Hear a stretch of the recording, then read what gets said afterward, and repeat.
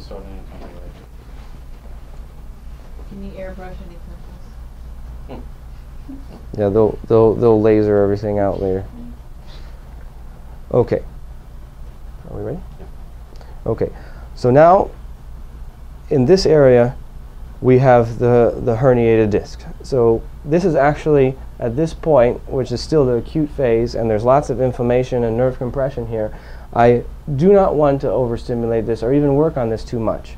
I have been, until now, working mostly on the lower body, stabilizing and releasing any nerve compression and adhesions there, preparing the back for the deep tissue work, which is now finally being able to do. In the beginning, this area was so inflamed, it was actually red and raised, and you could see it, and it would have been a big mistake to actually work on it. That is oftentimes why, when people have these injuries, massage is not successful, because the people work on the actual injury. And it's very important that when you have an inflamed nerve, that if you touch it very gingerly and with very little dosage in the beginning, if you even touch it at all. So now I know that it's ready because I've been monitoring the progress with the inflammation here, and now I actually have a very safe low back to work on. So I will start very gently to just relieve the erector spina muscles of the low back and the quadratus femoris. Once again, being very careful to have the body of the spine in a proper position and alignment before I work on it. And I'm using very little pressure and always with my full hand contact. It's more comfortable that way, and actually when the muscle feels safe and supported, it allows me to use deeper pressure with better results. So what I'm doing here is I'm gently releasing the quadratus femoris and rolling it away from the spine, making sure not to twist and rotate and turn the body while I do it. I want it to stay nice and still.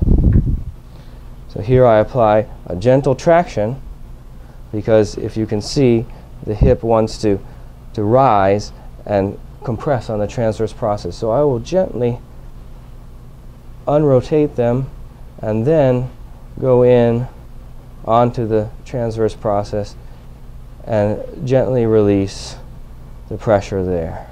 Careful not to overstimulate, because this is where we have the herniation and we do not want to move it too much.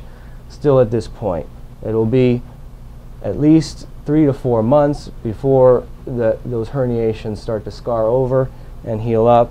So until then, I do not want to move these too aggressively or stimulate them too much until I know that they are stable.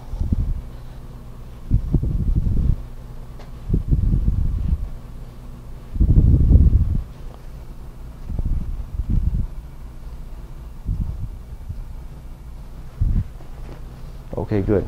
Actually, much better than last time. Now I will work on the tensor again.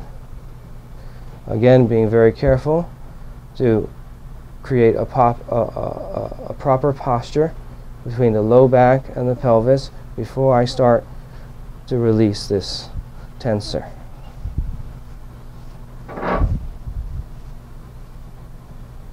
Which is a very sensitive muscle to work on even in a healthy person.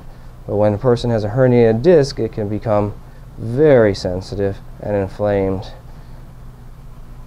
But it's a very important muscle to release for a low back injury, oftentimes neglected in many treatments.